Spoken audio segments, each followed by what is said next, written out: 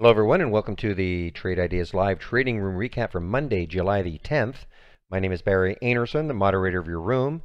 This is the address to get in. This is a link you can use to take out a subscription.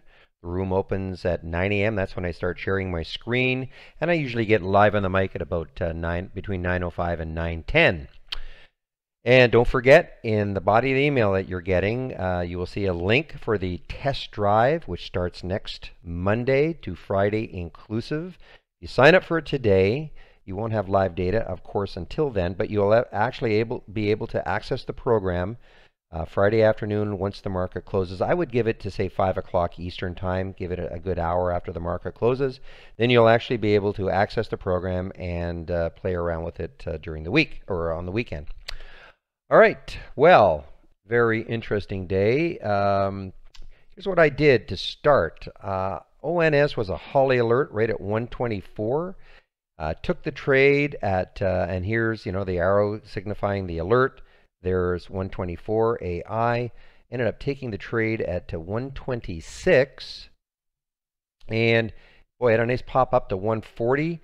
Got out some at 137 and then on the way back down at 128. So certainly on the first part, it was a very nice trade. I think if I look at the daily, yeah, this is why I liked it, because it had some room, maybe to 250 or sorry, $1.60. Didn't get up there, but that was the potential void fill. So that's why I liked that trade. Back to the 15-minute. The next trade did not work out for me. It wasn't from Holly. This was actually an alert that I had, price alert. You'll see why, I think.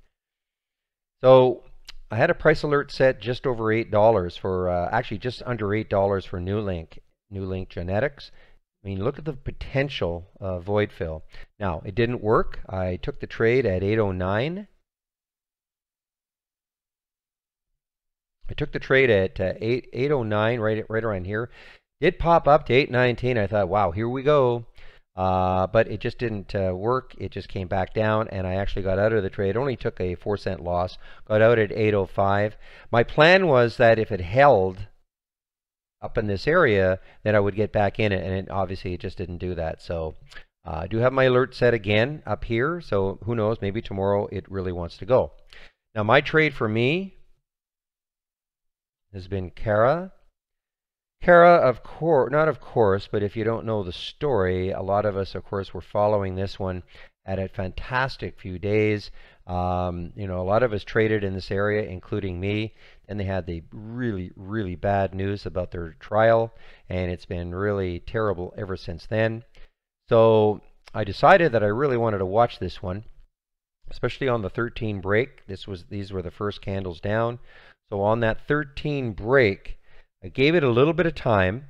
I wanted to make sure it was clear of 30. I mean, when I say that, I mean there's no guarantee, but I ended up taking the trade at 1281 on the short, right about here, right about there, and it just was really nice, especially these.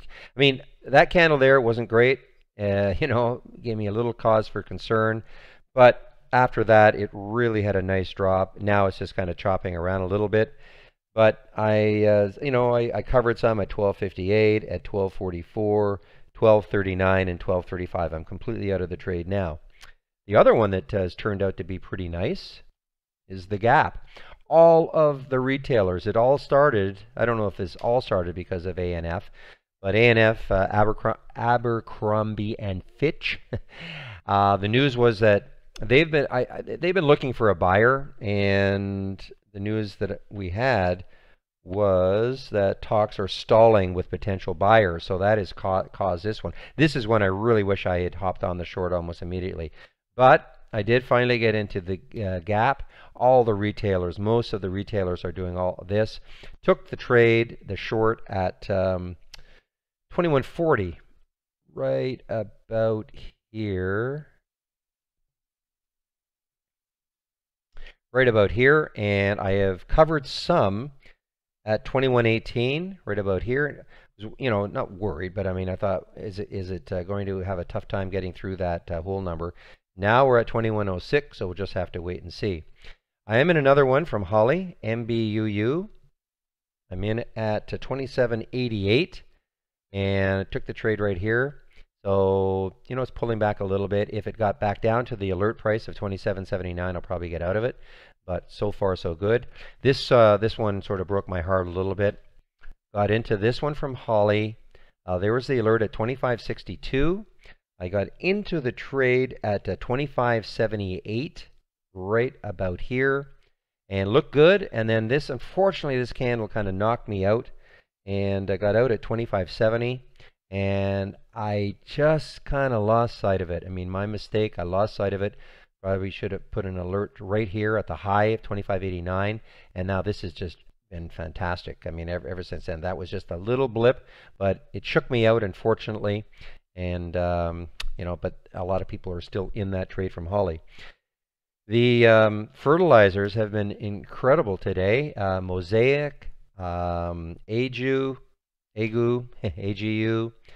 Potash, all these fertilizer companies absolutely on a tear today. A lot of people in the room have been trading these ones, just on an absolute tear.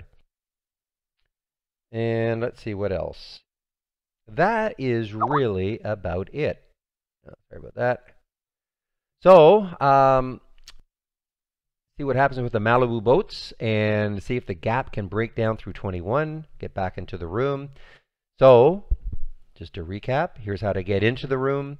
This is a subscription link. I'll open the room at 9 o'clock tomorrow morning, and that's when we start looking at our, the pre-market, what has been active in the pre-market, both losers and gainers and losers.